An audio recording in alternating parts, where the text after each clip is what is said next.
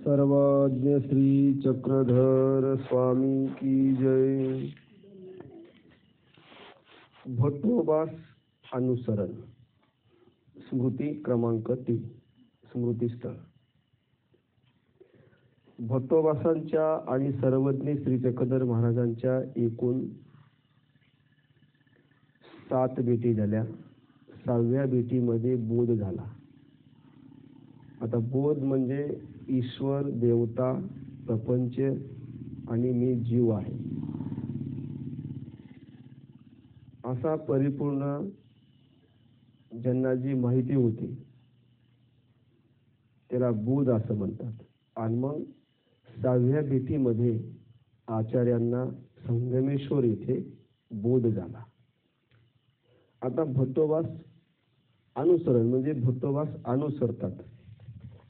आता अनुसरण म्हणजे काय? स्वामींचं एक सूत्र आहे, येथ अधीन होईजे येथोनी म्हणितले ते कीजे ते अनुसरण। येथ अधीन होईजे, येथ म्हणजे ईश्वराच्या ठिकाणी, येथोनी म्हणितले, येथोनी म्हणजे सर्वज्ञ श्री चक्रधर महाराजांनी जे निरूपण केलेले, काही आचरायचे काही आचरायचं नाही।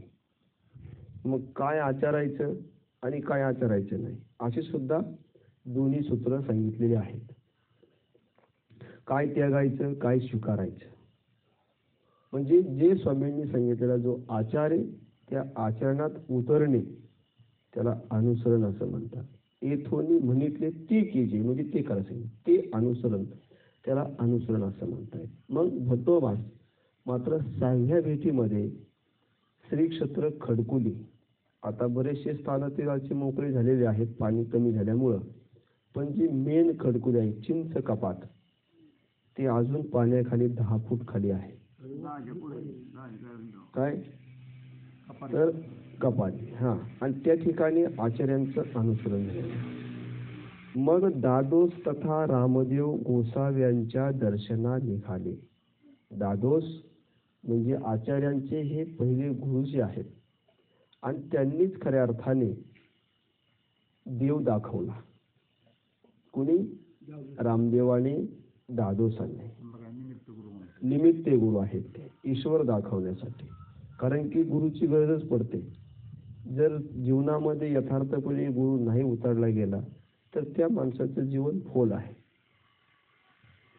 तर दादोस आणि रामदेव, दादोस तथा रामदेव म्हणजे रामदेव आणि दादोस एकच, हे गोसाव्यांच्या दर्शनास निघाले। सरीसी आबाईसे उमाईसे भट्ट महादाईसे ऐसी श्रीनगरा आली। हे कुठं आले? श्रीनगर म्हणजे सिन्नर, आताचं नाव आहे सिन्नर नाव आहे।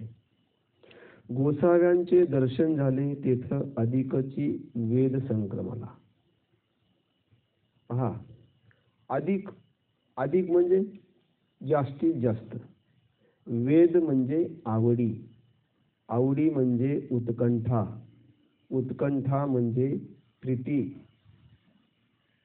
अनुराग, फार अत्यंत ही भट्टोबासांना गोसाव्याविषयी आवडी संचारली। या उपरी भट्टोबासे अनेक 6 भेटी झाल्या म्हणजे 6 भेटी, त्यानंतर 6 भेटी झाल्या। मग तुम्हाला त्या दिवशी मी 6 भेटी सांगितलेल्या आहेत। पहिली भेट सिन्नरला झाली, दुसरी भेट बीडला झाली, तिसरी भेट पाटोद्याला झाली, चौथी आणि 5वी भेट करंजखेडला झाली आणि 6व्या भेटी संगमेश्वर, गोदावरी काठाचा संगमेश्वर म्हणजे पूर्वा आपला प्रवरा नदी आणि गोदावरी नदीचा संगम जिथं होतो त्याला संगमेश्वर असं म्हणतात। त्या ठिकाणी 6व्या भेटीमध्ये भट्टोबासांना बोध झाला। 7वी भेटी खडकुलीय अनुसरले म्हणजे 7वी भेट ज्यावेळेस झाली ही अशा एकामागे एक झाले, समजा काही काळामध्येच काही अंतरामध्ये अशा भेटी झाल्या। खडकुलीला आचार्य बळे अनुसरविते। गोसाव्यांनी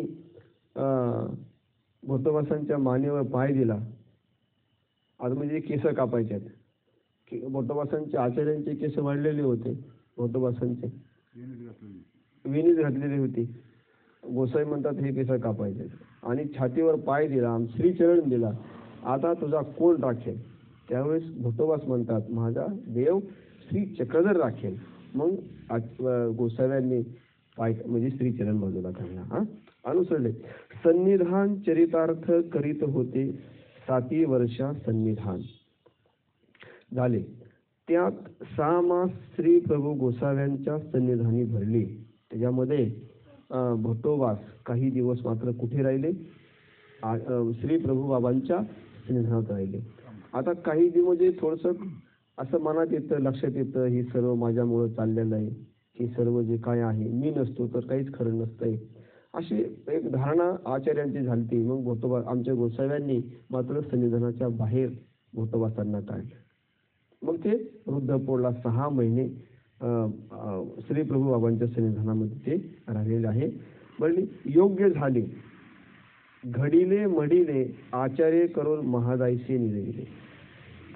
घडून मडूनच गेलो. जसं एखादा दगड असतो, ओबोड दोबोड दगड असतो, आणि मग तो कारागीर काय करतो, त्या दगडाला छणी लावून चौकुपडी बनवतो, आयात आकृती करतो, त्याच्यामध्ये सुंदर प्रकारची कला ओततो कारागीर, एक त्याची मूर्ती घडवतो. मग छणीचे घाव त्याला लागलेले आहेत आणि ते घाव लागून लागून लागून जो वेस्टेज भाग आहे तो काढून घेतला आणि त्याला आकार दिला, मूर्तीचा आकार दिला, आणि ती घडुली मडिली. त्याला कुंभार सुद्धा मातीला बऱ्याच प्रकारे त्याला भिजवतो, बऱ्याच दिवस भिजवतो, तुडवतो, मळीतो, नंतर त्यात चारकाव टाकीतो, चाक भिंगवतो, सुंदर प्रकारचं गाडगं निर्माण होतं पाणी पिण्यासाठी. घडीलं मडीलं ती दगडाची मूर्ती एकदाच दगड एकदाच त्या मंदिरामध्ये जातो, देव बनतो. माणूस मरेपर्यंत मंदिरात जातो, पण माणूस म्हणून काही बाहेर पडत नाही. माणूस नाही पडत. माणसाला कितीही सांगा, चांगल्या प्रकारचे विचार त्यांना ऐकवा, चांगल्या प्रकारचं टॉनिक चांगलं द्या, खरं बोला. माणसाला खरं बोललं की जास्त खोटं वाटतं आणि खरं बोललं की जास्त राग येत असतो. असं भट्टोबासांना घडवलं आणि घडीलं मडीलं म्हणजे जसं दगड घडवला त्याप्रमाणे. आता वास्तविक काय भट्टोबासांनी टाकी लावली का? नाही, पण त्यांना शास्त्र, त्यांना संविधान, त्यांना जवळीक दिलेली आहे आणि शास्त्रपूर्ण भट्टोबासांना सांगितलं आमच्या गोसाव्यांनी आणि योग्य केले, आचार्य केले. आता आचार्यपद त्यांना बहाल केलं. आचार्यपद म्हणजे सर्व गुरुकुळ त्यांच्या अध्यक्षतेखाली राहणार म्हणून असे नेम केले, त्यांना आचार्य केलं. ज्यावेळेस गोसाई म्हणतात आचार्य नरक, त्यावेळेस भट्टोबास रडू लागले की मला नरक.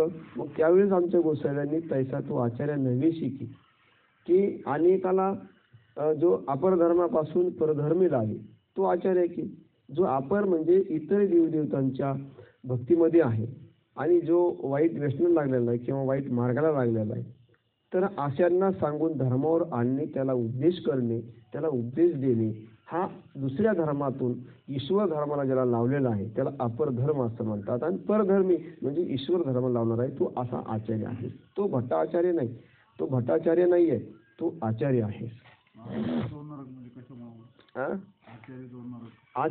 आचार्यांनी काय केलं, भट्टाचार्य नावाचा एक व्यक्ती आहे, त्यांनी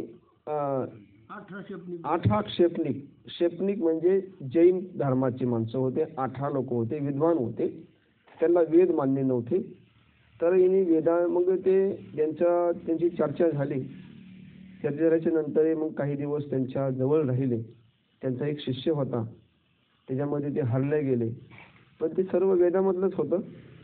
तर मी जर हारलो, ते म्हणले तुम्ही आमचा शिष्य व्हायचे आणि आम्हाला रोज दंडवत करायचा, नमस्कार करायचा, आमची सेवा करायची. त्यांनी मान्य केलं. मग तुम्ही जर हारले तर काय करायचं? ते म्हणजे तुम्ही म्हणाल ते शिक्षा. मग यांनी मृत्यूची शिक्षा दिली, म्हणजे मी तुम्हाला तेलात तळली. काय मग झालं ते म्हणजे आपण 18 आहे, तो एकच आहे. अशा प्रकारे त्यांची उभारणी त्या ठिकाणी संपन्न झाली. काही दिवस हे रोज जायचे आणि एक दिवस गेले नाही. त्यावेळेस मग त्यांना सांगितलं की तुम्ही बशिष्याला सांगितलं जाऊन त्यांना तू दंडवत कर, मी काही येत नाही. ते जर म्हणले तर तू असं सांग. मग हे गेले, दंडवत केला. अहो म्हणजे तुझे गुरु नाही आले. हे 3 जण, हे 18 जण एका लाईनीत बसत होते. हा शिष्य जाऊन त्यांना नमस्कार करायचा. झाला नमस्कार. ते मग तुझे गुरु नाही आले दंडवत करायला. ते म्हणे भट्टाचार्य मेंढुके गिळीला. म्हणजे त्यांनी त्याचा अर्थ काय केला क्षेपणिकांनी की भट्टाचार्य वारला. मग आता काय करायचं. ते म्हणजे काय नाही त्याला अग्निडाग द्या. मग आता हे वेदामध्ये तर अग्निडाग आहेच. 4 डाग आहेत ना, जलडाग, वनडाग, अग्निडाग, भूमिडाग. मग आता हे वेदामध्ये त्यांना ते मान्य नव्हतं. अशा प्रकारे मग हे आले. मग ते वेदात त्यांनी सांगितलं. मग त्यावेळेस भट्टाचार्य समोर आले. दंड थापटला, मांडी थापटली. हा नव्हे भट्टाचार्य. आणि मग ते हरले गेले. आणि मग भट्टाचार्याने त्यांना मोठी कढई तापवली, तेल टाकलं, तेल उकळू दिलं आणि एक एक भज्यासारखा सोडला. त्याच्यामध्ये 18 ब्राह्मणाची हत्या, क्षेपणिकांची हत्या घडली. आता त्या हत्येमधलं पातक त्याला माहीत आहे. या हिंसेने आपल्याला काय नरक प्राप्त होणार आहेत हे त्याला माहीत आहे. आणि ह्या सर्व घटना जाणून केलेल्या आहेत. आता याच्यावर स्वामींचं एक सूत्र आहे. काय सूत्र आहे. आपुले उगते गोमटे जाणे परी जाणुनीची करी, असं स्वामींचं सूत्र आहे. त्याला उगतं माहीत आहे, गोमतं पण माहीत आहे, चांगलं माहीत आहे, वाईट माहीत आहे. ह्या दोन्ही गोष्टी माहीत असताना भट्टाचार्यांनी 18 क्षेपणिक तेलामध्ये तळवले आणि स्वतः तसाच गेला. तिचं प्रायचित म्हणून त्यांनी संपूर्ण गवऱ्या रचल्या. खालून वरून गवऱ्या, खाली गवऱ्या रचल्या. तो कुणाचा मोबाईल बंद तरी करा. तो बंद करून ठेवा. तर काय सांगत होतो मी तुम्हाला. गवऱ्या रचल्या, त्याच्यावर झोपला गेला आणि मग ते एका साईडने पेटून दिलं. मग ते गवऱ्या हळूहळू पेटत पेटत त्याचं अंग असं खरपत गेलं. म्हणजे तोही हिंसेने गेला. तर हिंसेने गेल्याच्या नंतर त्याचा काय तोटा काय फायदा. स्वामींचं एक सूत्र आहे. आत्मघाती की अशी कवनी ठाऊ नाही नाय का. म्हणजे जो आत्मघात ज्यांनी केला त्यालाही ठाऊ नाही, ज्याचा झाला त्यालाही ठाऊ नाही. म्हणजे दोन्हीही वायबारा गेले, बोगस गेले. यांचा काही पंथात उपयोग झाला नाही, इतर पंथातही नाही, कुठंच नाही झाला. कारण की या संप्रदायाचे ते नव्हते. कोणत्या कासानात हे वचन आपल्यासाठीच लागू असं नव्हे तर संपूर्ण जगासाठी आहे. तर मग हे आचार्य नरक त्याच्यामुळं आचार्य नरक झाले. जसं मागे पंचकाळाचार्य गृहनिवृत्ती सांगितली. तर त्या आचार्याने सुद्धा विष ग्रहण केलं, विष पाजल्या गेलं. म्हणजे तोही तसा गेला, हाही तसाच गेला. त्याच्यामुळे याला कुठल्याच प्रकारचा अशा व्यक्तीला ठाव नसतो. मग आचार्य नरक, तर हा भट्टाचार्य. आचार्य म्हणजे भट्टवास नव्हे. लक्षात आलं.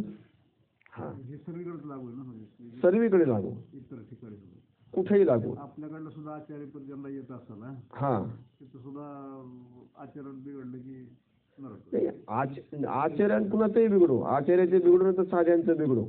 आचार्य का केलेलं आहे. आचार्य म्हणजे सर्वापेक्षा तो मेन आहे, सर्वात मेन आहे. आणि त्यांच्या अधिपतीखाली सर्व हे मार्गातली मंडळी राहते. म्हणून ते मुख्य बाबा आहेत. आचार्य म्हणजे काय, मुख्य. मुख्य आहे. तर मुख्याचं आचरण बिघडो, नाहीतर सामान्यांचं बिघडो. नरक तेच आहेत. जाणतेला काय, जाणत्या विखो सुखाते नेली, ऐक नाही. जो जाणता माणूस त्याला अधिक दुःख आहे. एखाद्या आज्ञान माणसाने कोण घडलं गेलं त्याला ती नरक प्राप्त होणारच आहे. हा, म्हणून आचरण शुद्धता असावी.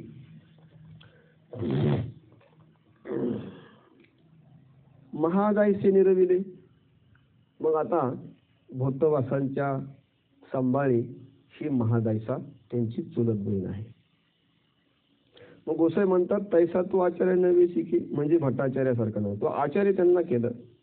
मग गोसाव्यासी अन्य देशात विजय कराव्याची प्रवृत्ती झाली. मग भट्टी म्हणितले जे जे म्हणजे कौनाशी निरविलेची. पहा आता अन्य देशा म्हणजे काय. गोसाव्यांना जाण्याची प्रवृत्ती म्हणजे ही जी घटना घडली ही बेलापूर, श्री क्षेत्र बेलापूर आमच्या गोसाव्यांचं शेवटचं स्थान समजायचं. आमचे तिथून गोसावे उत्तरापंथी विजय केला. दांडी बसून, पालखीमध्ये बसून पैठणला गेले, तिकडून तसे गेले. गोसाव्यांना तिकडे जाण्याची प्रवृत्ती होती. आणि भट्टोबास म्हणतात, जी आता आम्ही कोणाच्या सांभाळी, आम्हाला वाली कोण आहे? गोसावी म्हणितले, तू ते श्री प्रभूशी निर्विले गा. म्हणजे तुम्हाला आता श्री प्रभूंच्या सन्निधानामध्ये तुम्ही राहायचं आहे. हो. मग सर्वज्ञ विजय केले 1196 किंवा 1194 संवत्सरी भाद्रपद शुद्ध अष्टमी हे सोमवारी तद्दिनी विजय केले. म्हणजे गोसावी या शेकेमध्ये गोसावी सर्वांना सोडून उत्तरापंथी गेले. ईश्वर योगे भट्टा अवस्था स्मृती क्रमांक 4. मग ईश्वर योगे भट्टा अवस्था प्रगटली. ईश्वर अवतार निघून गेले उत्तरापंथी आणि भट्टोबासांना विरह झाला. अत्यंत मोठा विरह आचार्यांना झाला. ते निघाले, ते कोणीकडे गेले ऐसे चोजविता मग महदंबा भट्टाची शुद्धी निघाली. ईश्वर अवतार तर गेले, आता भट्टोबास मात्र ईश्वराच्या शोधार्थ निघाले. पण ईश्वर त्यांना काही सापडले नाही. इकडे बघ तिकडे बघ, त्यांना तो मोठा विरह झालेला आहे आचार्यांना. महदंबा भट्टाची शुद्धी निघाली. महदंबा म्हणजे महादायसा, आता ही भट्टोबासांच्या शोधार्थ निघाली. मग या परी महदंबा अनेके नगरे फुरे पाटणे गिरे डोंगरी गव्हरे कपाट टेकडे आडी दरडी कुहके दरकुटे शिळातळे वाळवंटे घाट टेकुड्या वने उपवने या परी सर्वत्र महादायसी पाहिले. महादायसांनी भट्टोबासांचा शोध कुठं केला नाही, चौखडी केला. अनेक नगरे अनेक गावाला गेल्या. तिथं आचार्य आहेत का, भिक्षाच्या शोधार्थ जायचे आचार्य आहेत का, भट्टोबास आहे का. नगरे पुरे खेडे पाडे दरे दरकुटे कुहोके डोंगरामधले इकडे तिकडे सर्वीकडे शोधले, पण महादायसांना मात्र आचार्य सापडले नाही. न देखतीची. मग गंगा तिरवणी घेवसिते वैधरवेसी पवित्र जे परमेश्वर तेथे आले. महादायसा फिरत गंगा तीराने तिकडेही शोधलं गेलं आणि तिकडे फिरत वैदर्भासी म्हणजे विदर्भ प्रांतामध्ये महादायसा आले. पवित्र जे रुद्धपूर म्हणजे परमेश्वरपूर, जिथं श्री प्रभू बाबांचं वास्तव्य आहे. 60 वर्ष एकाच ठिकाणी तपश्चर्या केली, म्हणजे 125 वर्ष राज्य श्री प्रभू बाबांनी रुद्धपूरमध्ये केलेलं आहे. त्या ठिकाणी आली. श्री प्रभूंचं दर्शन महादायसाला झालं. साष्टांग दंडवते घालून श्री चरणाशी लागले. साष्टांग म्हणजे न सुद्धा वाकून नाही, साष्टांग दंडवत घातले श्री प्रभू बाबांना आणि श्री चरणावर माथा ठेवला आणि श्री प्रभू बाबांना ती विनंती करते. मग करुणा रूप दुःखमय शब्दी श्री प्रभूसी विनविले. पहा, करुणामय रस, करुणारस म्हणजे दुःख. तसा एखादा कला करताना करुणा रस ओततो आणि श्रोतेजनांना रडवतो. वास्तविक तिथे नाटक असते, पण ते भितराला उतरत असते. महादायसाने अत्यंत करुणा रस, म्हणजे हृदयातून तिला दुःख होतं की आपला बंधू सापडत नाही, आचार्य सापडत नाही, भट्टोबा सापडत नाहीत. ही सर्व दुःख शब्दामध्ये दुःखी अंतःकरणाने श्री प्रभूंना विनंती केली. जी चक्रदेवी सोडिलो जी नागदेवी ही दिसेना. म्हणजे सर्वज्ञ श्री चक्रधर महाराज उत्तरापंथी विजय केले, आम्ही पोरके झालो. आता देव तर दिसत नाहीयेत आणि आता भट्टोबासही दिसेना. भट्टोबासांना खूप शोधलं गेलं, भट्टोबास कुठेच आम्हाला दिसत नाहीत. तरी काही करावे ते सांगावेची. महादायसा विनंती श्री प्रभू बाबांचे करते की आता मला हे आचार्य दिसत नाहीत, भट्टोबा दिसत नाहीत, तर कुठे ते तुम्ही सांगा, काय करावं आता. मग गोसावी विनंती स्वीकारुनी म्हणितले, आव मेली जाय म्हणे भानखेडेच्या डोंगरी आहे म्हणे. श्री प्रभू बाबाने पत्ता सांगितला आहो मेली जाय तू जा म्हणे आता, तर भानखेडेच्या डोंगरामध्ये जा, तिथे आहे. आयसे परिसोनी श्रीचरणा लागूनी शीघ्र निघाले. हा, परिसोनी म्हणजे श्री प्रभू बाबांनी जे सांगितलं ते ऐकलं आणि श्रीचरण लागली. शीघ्र, पहा शीघ्र म्हणजे काय, अत्यंत तात्काळ, लगेच लगेच. पुन्हा तयारी करायची, पिशवी भरायची, त्याच्यामध्ये पुन्हा तितका वेळ, तर तितका वेळ सुद्धा महादायसाकडे नव्हता. त्याचं लक्ष हे कुठं होतं, ते आचार्यांकडे होतं, भट्टोबासांकडे होतं. मग अत्यंत शीघ्र गतीने महादायसा भट्टोबासांच्या शोधार्थ निघालेले आहे. महादायी स्नेहे गोपाळ कुरवंद पिळणे सांगणे. पहा आता कुठे गेली डायरेक्ट, आता ही भानखेडी. हो, क्रमांक 5, स्मृती क्रमांक 5 क्रमांक आहे.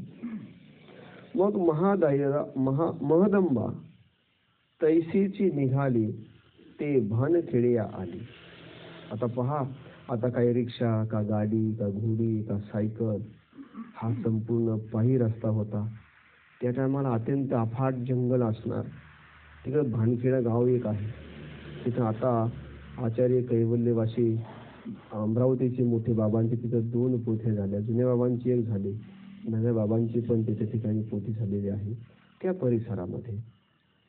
आणि बानखेडला आली. तेथं अवघ्या गोपाती पुसिले. तिथे गेल्याच्या नंतर गुराची लोक, गुरं सांभाळणारे त्या जंगलामध्ये त्या गावाच्या समीप असलेले गोपाती म्हणजे गोपाळांना विचारलं. परी सुद्धी न लभेची, पण काही ठिकाणा लागला नाही. मग अरण्यातू गोपाळाती पुसिले. अरण्यात म्हणजे लांब गेले, जंगलामध्ये. त्या ठिकाणी गोपाळ म्हणजे गाया चारवणारे गावातले पोहर त्या ठिकाणी होतेच. तर तेही म्हणितले, हो इथं एक पडला होता. त्यांनी सांगितलं की एक माणूस इथं पडलेला आहे बरं का. त्याच्या तोंडी आम्ही कुरवंदे पिळूनी करीतो सापे दिकी जती ना.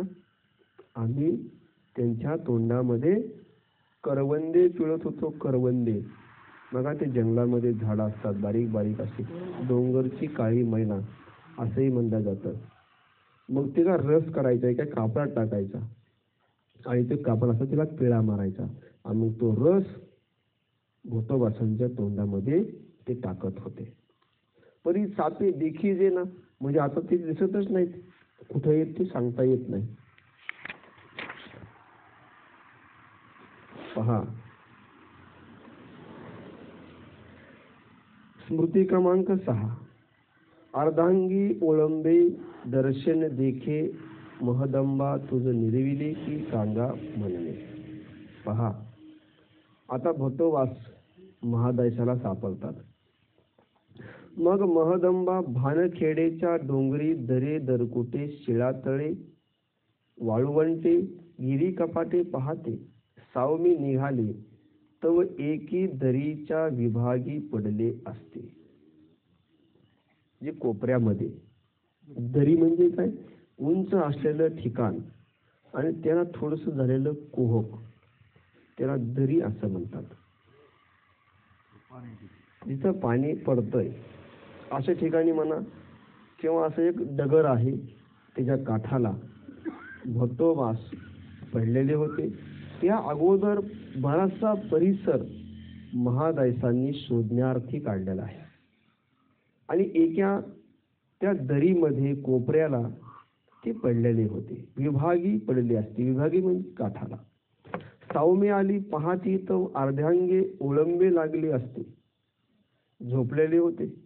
गोसाव्यांचा विरह त्यांना तो सहन झाला नाही आणि ह्या संपूर्ण ओळंबा म्हणजे काय, वाळवी लागली होती. जसं एखादं लाकूड पडल्याच्या नंतर त्याला वाळवी लागते, त्यात बारीक बारीक पांढरे पांढरे किडे असतात, ते माती जमा करतात. असे मातीचं वारुळ त्यांच्या ठिकाणी बनत होतं अंगावर. श्री चक्रधर द्या, श्री चक्रधर द्या, माझा श्री चक्रधर द्या, हीच भिक्षा आचार्यांची होती, भोतोबासांची होती. ते ओळंबे लागलेले होते. म्हणजे अर्ध्यापर्यंत ओळंबा चढलेला होता, वाळवी चढलेली होती. तव अवस्था भूत असते. मग ओळंबे झाडोनी नेसविले, गोंगते पांघरविले. ते ओळंबे बाजूला केले महादायसाने. आज आपल्या अंगावर एक जर मुंगी चढली तर आपल्याला स्वस्त वाटत नाही. आपण ती मुंगी बाजूला काढतो, लगेच झटकून काढतो.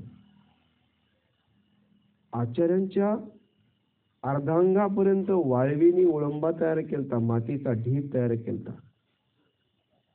फक्त त्या हृदयातून शब्द येत होते, श्री चक्रधर, श्री चक्रधर. महादायसाने ती संपूर्ण वाळवी झाडून काढली आणि गोंगठे पांघरविले. कपड्याचा असा घोंगटा केला आणि तो भोतोबासांना पांघरिला. आता महादायसा भोतोबासांना इकडे घेऊन येत आहेत. पहा, स्मृती क्रमांक 7. महादायी उपचारे श्री प्रभू दर्शनागमन. आता उपचार म्हणजे त्याच्यावर काही शीतपथ्ये, औषध, खाणं पिणं वगैरे. मग महादायी उपचारे गावोनी दूध आणले. आता कसं आणलं? भोतोबासांच्या पोटामध्ये तर अन्नाचा कण नव्हता. किती दिवस ते त्या विरह अवस्थेमध्ये भानकिडीच्या डोंगरामध्ये पडले. आचार्यांना पाठीशी घातलं, पाटकुळी आणलं, भानखेडेच्या गावाच्या शेजारी टेकवलं, गावामधून दूध आणलं. दूध, आता भाकरचा जमाना खायला आहे की नाही, इतकी तेवढी ताकद सुद्धा नव्हती शरीरामध्ये. पाठीव टाकून आणलं. तर महादायसाने भोतोबासांना पाठीव नाही टाकलं गेलं. हा संपूर्ण महानुभाव संप्रदाय महादायसाने एकल्या स्त्रीने पाठीवर आणलेला आहे. ते बोळेवरी भोतोबासाशी पाजिले. बोळवरी म्हणजे काय? तसं एखादा लहान मुलगा जन्मलेला आहे, त्याला लगेच स्तनपान दिल्या जात नाही. तर ती माता किंवा ती जी दासी असते, तर ते दूध, ते जो सुती कपडा त्याच्यात दुधामध्ये भिजायचा, त्याच्यात तोंडाला लावायचा. त्या बोळ्याने दूध ती दासी त्या बाळाला पाजत असते. महादायसाने तेच केलं. त्या कपड्याच्या बोळा त्या दुधामध्ये भिजवला आणि भोतोबासांच्या तोंडाला लावला आणि त्या बोळ्याने दूध पाजलं. बोळेवरी. मग नाविक सावध झाले. नाविक म्हणजे थोड्या वेळाने पोटामध्ये गेलं ना, बरं वाटलं, सावध झाले. मग आपणची पियाले. मग महादायसी म्हणितले, नागदेया श्री प्रभू गोसाव्यांच्या दर्शनात चाल द्या. मग स्वतःहून दूध केले. ते थोडी शक्ती, ताकद शरीरामध्ये आलेली. आणि मग महादायसा आचार्यांना म्हणते, आता आपण नागदेया, आपण श्री प्रभूंच्या दर्शनाला जाऊ. आपण भट्टी म्हणितले की आही ती ओ गोसावी कुठे येत. हा पूर्ण विसर आचार्यांना पडलेला. फक्त श्री चक्रधर द्या एवढंच त्यांच्या लक्षामध्ये होतं. ते कुठे जाता की काय रिद्धपुरी सर्वज्ञ राये बोलावू पाठविले. महादायसा म्हणते रिद्धपूरमध्ये आणि सर्वज्ञांनी आपल्याला बोलावला, तुम्हाला पाठवलेलं आहे मला, तुम्ही चला. एकी वासना भोतोबाशी म्हणितले, नेने गोसावी श्री चक्रधरा वांचुने, माझा देव तो नव्हे की ओ, माझा देव तो श्री चक्रधर की. श्री प्रभू माझा देव नाहीये, ती मला माहित नाहीये. फक्त माझा देव श्री चक्रधर आहे. ऐसे म्हणून एरीकडे कानवडे झाले असे म्हटले आणि तिथंच कानवडे झाले. म्हणजे नागदेयाने आपलं अंग धरणीला टाकलं गेलं. तो महादायशी म्हणितले नागदेया, तू ते श्री प्रभू गोसाव्याशी निर्विले असे की गा, आणि माते तू ते निर्विले. भटोबासांनी आचार्यांच्या नागदेयांच्या पाठीवरून हात फिरवला. आचार्यांची ती बहीण आहे, खूप काळजी घेत होते. म्हणून महादायसा आचार्यांना म्हणते, नागदेयांना म्हणते की तुझं श्री प्रभूशी निर्विले, म्हणजे तुम्हाला सांभाळे घातलं श्री प्रभूंच्या, आणि मला तुझ्या सांभाळे घातलेलं आहे, तू चाल. म्हणून पाटकुळे वाहुनी विद्ध पुराशी निघाले. भटोबासांना एक पाऊल सुद्धा उचलत नव्हता. तर महादायसाने नागदेयाला पाटकुळी रुद्धपूरला आणलेले पहा. आपल्याला 3 महिन्याचं पोरग एका कडाला घ्यायचं म्हटलं ना तरी कंटाळा येतो, आपला हात अवघडतो, बरोबर आहे. पण महादायसाने आचार्यांना पाटकुळी आणलं, पाटकुळी पाठीवर बसवून आणलं रिद्धपूरला. आणि पहा पुढे आता स्मृती कशा कशा आहेत ते आपण उद्याच्या अंकामध्ये पाहू. तोपर्यंत पाहत राहा श्री चक्रधर चॅनेल माझा. धन्यवाद.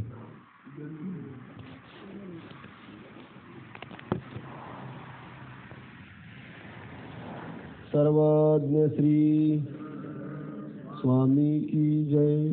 दंडावत बघा. उद्या तुम्हाला जे काही प्रश्न विचार त्याचे उत्तर द्या. धन्यवाद.